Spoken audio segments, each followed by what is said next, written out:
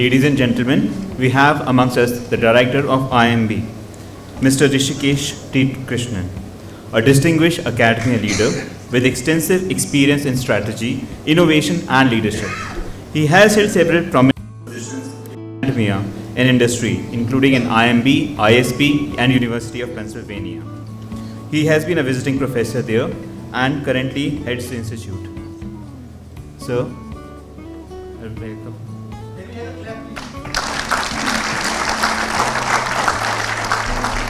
We welcome you, sir. Yeah, good afternoon. Yeah, so I actually wanted to be with you in the morning, but unfortunately I couldn't. So I thought instead I'll be with you at the end of the day. So I just had a briefing from your colleagues and I understand that you had several good sessions today. I think just a few things I would like to mention at this point of time. The first is, as you all know, I think the whole job landscape is undergoing significant change. We are seeing even in the placement of regular MBA students kind of some variation, some volatility in the requirements of the recruiters. So one key takeaway from that is for all of you as well, that I think you need to be perhaps a little more flexible in what opportunities you're looking for. And also you need to be quite well prepared in some of the emerging areas. While your experience and skills will be valuable from the point of view of your work ethic, discipline, etc. Many of the organizations are looking for very specific skills in some of the emerging domains. I'm sure you've been hearing a lot about them since the morning, so I don't need to repeat what they are. But typically things related to digital technology, AI, pretty much on top of the requirements of many of the recruiters. So is a good understanding of data analytics, business analytics, all things related to data, and often the data and the digital part sort of go together. So your ability to not only understand how to analyze data, but sometimes even to write programs, to be able to use some of the data analytics tools, all of this also seems to be a part of what many of the organizations are expecting today. So my suggestion to all of you is, I think the program we are offering at IIMB is of course designed to help you make this transition from your armed forces career to a civilian or business career. But if you find that there are gaps and you might need to supplement some of this with some things on your own, there are lots of good online resources available. They don't necessarily cost money. I think a lot of stuff is available even free or with very nominal cost. But you might have to take a careful look at that to identify what is it that you require to be really valued in the job market. I think this is particularly relevant to those of you who are younger and might be coming out of short service commission or basically having spent shorter time frames, because you also have a longer career ahead of you, and therefore your ability to come with the right skill set or right set of knowledge resources that match what the recruiters require will make a significant difference. So that's the first point I want to make. The second point I wanted to make is about also exploring opportunities in entrepreneurship. The entrepreneurial landscape in India, as you all know, is quite vibrant. There are many opportunities, for example, in product development, technology development, etc. As you know, the armed forces themselves, through IDEX and many other programs, are supporting the creation of some of the defense technologies which you need. And the government is willing to put up money to help startups develop things which will help the Army, Air Force and Navy in the long run.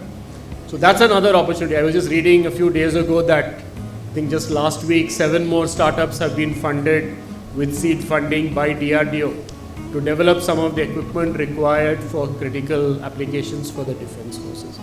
So particularly those of you who come from a technical background, this could be a good opportunity for you, because if you can combine forces with people from the civilian domain who understand entrepreneurship and business well, you could bring your understanding of the requirements, the context in which that equipment is used, or the weaponry is used, and that could actually be a good team. So I would urge you also to explore those opportunities. We have a entrepreneurship center on campus. I'm sure you know about it, NSRCL. It's one of the most active entrepreneurship centers in the country.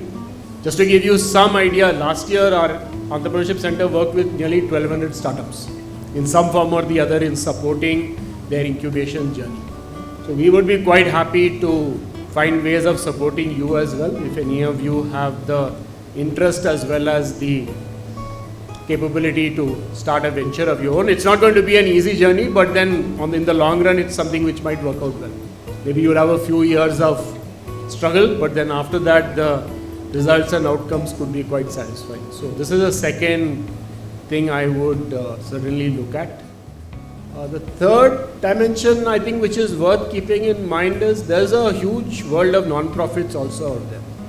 So while some of you might in the normal course be thinking only of business enterprises, there are a whole lot of NGOs as they are generally called, which are doing quite interesting stuff. Many of them are working with developing capabilities of people in both rural and urban settings.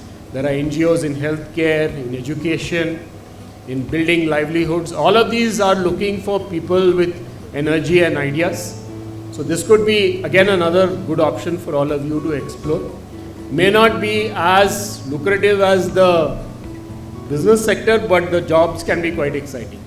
And some of them actually pay quite well as well. So it may not be too bad, particularly if you also are getting a pension or some other form of retirement benefits from your forces. Then combined with what you get from that, I think you'll be quite well off. So this is a third opportunity I would recommend to you. So all in all, I just sum up. These are the three things I would like you to keep in mind. One is, please look at specific skills which have relevance today. Our program will meet some of those requirements, but if there are gaps, please take the initiative to fill them. If you want some advice from us on how to do it, we can certainly help you on that. Second is, do look at opportunities in startups or entrepreneurship, because I think that's again another very vibrant area and could be exciting for those of you who are more enterprising and want to take on some new challenges. And of course, finally, there's the non-profit sector, which is again doing important work and needs energetic people like all of you to help it achieve its goals. So these are the 3 points I wanted to share with you. So let me also thank you for inviting me here today. I don't know if your organizers have structured this, but if any of you have any questions, I'm happy to answer those as well. Or if you want to have any brief discussion, 5-10 minutes, I'm sure we can do that, depending on the schedule and so on. Sir, I'm not truly sure, but I understand in US in certain states there are tax liability or rather tax rebates if you employ veterans. Do you have any insights on that or anything around that which is done or in pipeline?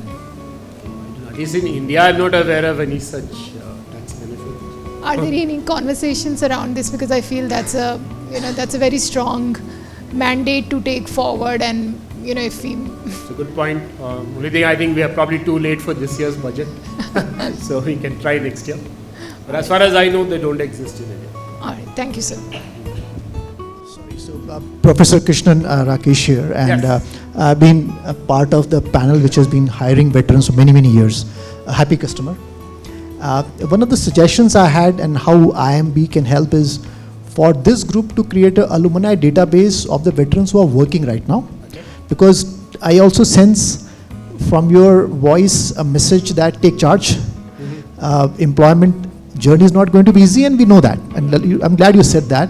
But databases and reaching out to your veterans who have crossed through the tough waters is a good forum to also take charge of your career. So just wanted to voice that.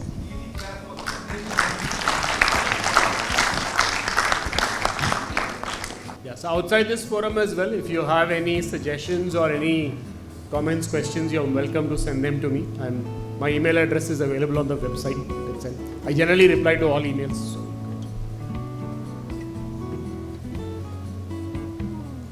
Good, thank you.